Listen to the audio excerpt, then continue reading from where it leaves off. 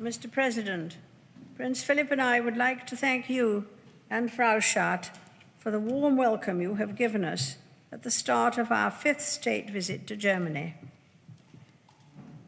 In the 50 years since our first visit, our countries have lived through many profound changes.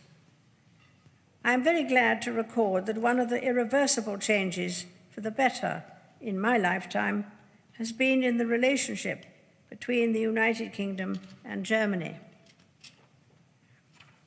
Mr. President, it falls to a head of state to lead a nation in the marking of anniversaries. Every month this year, we commemorate either the centenary of a momentous event in the First World War, the 70th anniversary of a milestone at the end of the Second World War, or here in Germany, 25 years of reunification following the fall of the wall, which divided this city and this nation for so long. But tonight, I would also like to cast back rather further in time. Last week, in a water meadow by the River Thames, I attended an event to celebrate the 800th anniversary of the Magna Carta. Of course, in common with other events in our remote history, the precise facts of 1215 are disputed. The consequences of the agreement between King John and his barons, however, are not disputed. For the first time, we established in England that no man should be above the law and that individuals, as well as rulers, have rights. Thus began the long, slow, and interrupted process of our country's evolution into a democracy.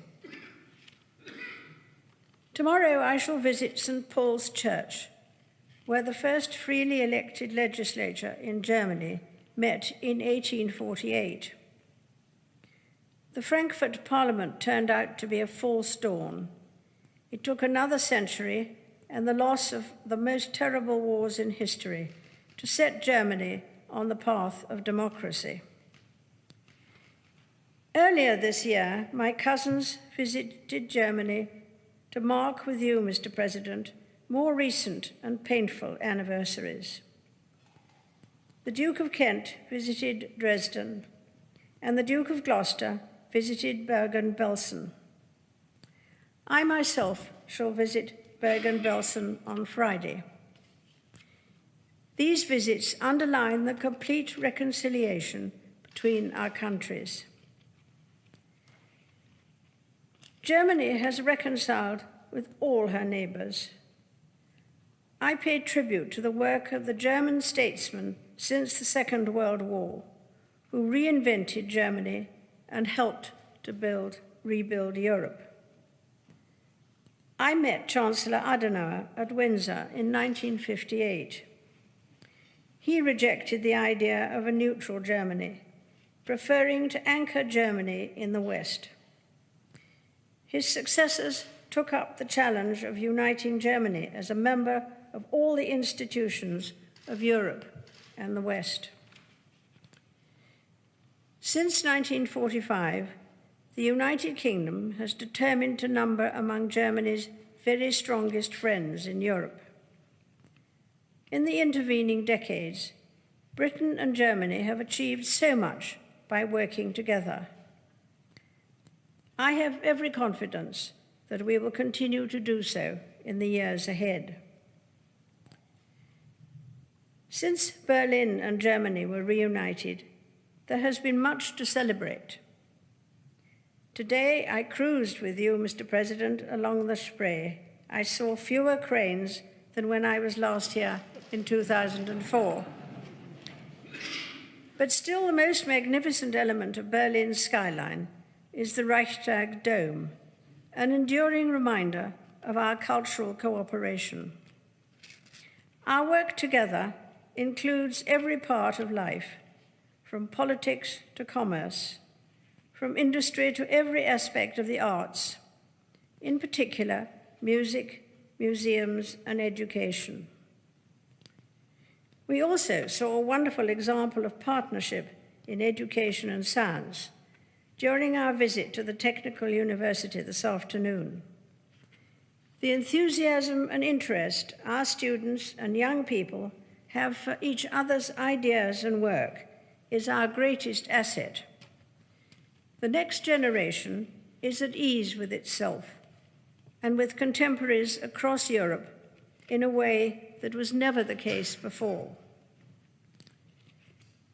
The United Kingdom has always been closely involved in its continent. Even when our main focus was elsewhere in the world, our people played a key part in Europe. In the 19th century, in the Russian Empire, a Welsh engineer called John Hughes founded a mining town, which is now Donetsk in Ukraine. And in the 17th century, a Scottish publican called Richard Cant moved his family to Pomerania. His son moved further east to Memel, and his grandson then moved south to Königsberg, where Richard's great-grandson, Immanuel Kant, was born. In our lives, Mr. President, we have seen the worst, but also the best of our continent. We have witnessed how quickly things can change for the better. But we know that we must work hard to maintain the benefits of the post-war world. We know that division in Europe is dangerous and that we must guard against it in the West as well as in the east of our continent. That remains a common endeavor. Ladies and gentlemen, I ask you to rise and drink a toast to the President and the people of Germany.